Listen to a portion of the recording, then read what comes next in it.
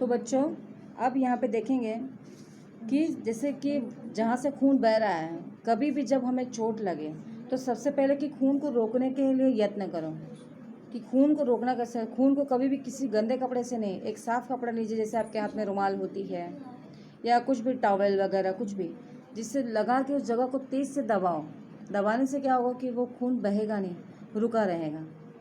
और इससे क्या होता है कि दबाव पड़ने से रक्त का बहाव वो कम हो जाता है, जो उस व्यक्ति के लिए काफ़ी लाभप्रद सिद्ध हो सकता है।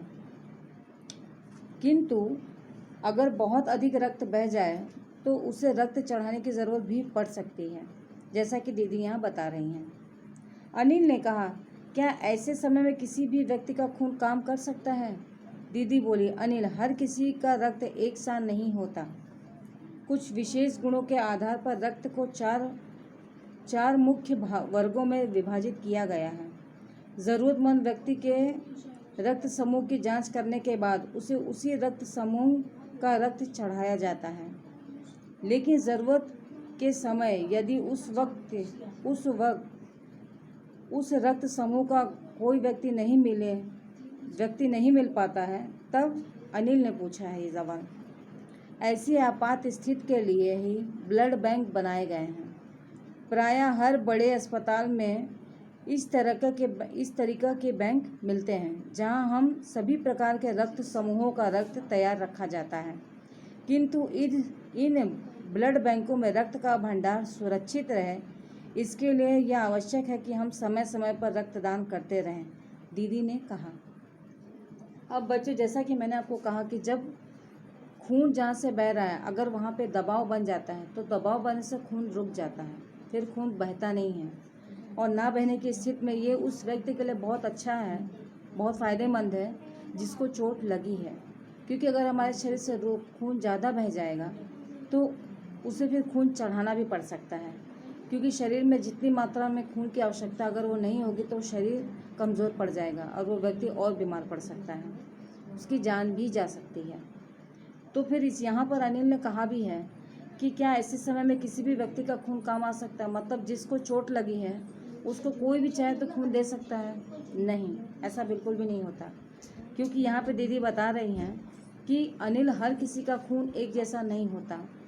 कुछ विशेष गुणों के आधार पर रक्त को 4 भागों में विभाजित किया गया है। ज़रूरतमंद व्यक्ति में रक्त समूह की जांच करने के बाद उसे उसी रक्त समूह का रक्त चढ़ाया जा सकता है, यानी कि जिसके लिए आज हम कहते हैं पैथोलॉजी में बच्चों जब ब्लड टेस्ट होता है तो हमें ये पता चलता है कि हमारी बॉडी में खून कितना है, कितनी मात्रा में है, हमारा ब्लड ग्रुप कौन सा है। ये वही ग्रुप है जिसे 4 भागों में विभाजित किया गया है और इसी से हमें पता चलता है। अब तो हर जगह कंपलसरी कर दिया गया है। जैसे देखो, स्कूलों में बच्चों से मांगा जाता है। कहीं क्यों मांगा जाता है? क्योंकि अगर मान लो बच्चा स्कूल में है और वहाँ से कोई प्रॉब्लम आती है तो वहाँ पे उस ब्लड ग्रुप के मान लो अधिक है, कोई सीरियस केस हो जाता है, तो बच्चे को कौन सी जानकारी, आधी जानकारी डॉक्टर को तो वहीं से मिल जाएगी बच्चे का, इसीलिए वो चीज़ फिलअप करवाई जाती है बच्चों। ये इमरजेंसी के लिए है। बट यहाँ पर है कि दीदी ने सही बताया कि उसे 4 भागों में विभाजित किया जाता है और एक ज़रूरतमंदों के व्यक्ति को, जिसको उस ब्लड की खून की ज़रूरत है, उसकी एक जाँच होती है और जांच के आधार पर अगर ये वही खून है तो उस बच्चे को दे दिया जाता है, जिससे क्या होता है उसकी जान तब ये खून चढ़ाया जा सकता है अगर सेम वही खून से दिया जा रहा है तो। लेकिन ज़रूरत के समय यदि उस व्यक्ति समूह का कोई व्यक्ति मिले ही नहीं, तब बहुत से इम्पोर्टेंट क्वेश्चन पूछा है अनिल ने कि अगर मान लो कि किसी को चोट लगी और उस वक्त उसी खून का कोई व्यक्ति वहाँ नहीं मिलता है, तब क्या होगा? तो इस चीज़ के लिए भी दीदी आगे उसे समझा रही हैं कि ऐसे ही इमरजेंसी या आपातकाल स्थिति के लिए, यानी अकस्मात स्थिति जब आ जाए, तो वहाँ के लिए ही ब्लड बैंक बनाए गए हैं। ब्लड बैंक जैसे पैसे को रखने का जो बैंक होता है वो बैंक होता है, यानी कि पैसे के रखने का बैंक। और ब्लड बैंक उसे कहते हैं जहाँ पे हमारे सभी प्रकार के खून को इकट्ठा एक जगह पर हमें अगर मिल जाए तो उसी को ब्लड बैंक कहा जाता है।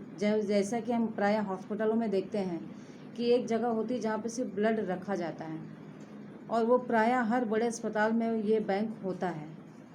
क्योंकि इससे क्या होता है, किसी भी प्रकार का व्यक्ति जो भी आ जाएगा, उसे चोट लगी है तो उसकी चोट उससे दूर की जा सकती है।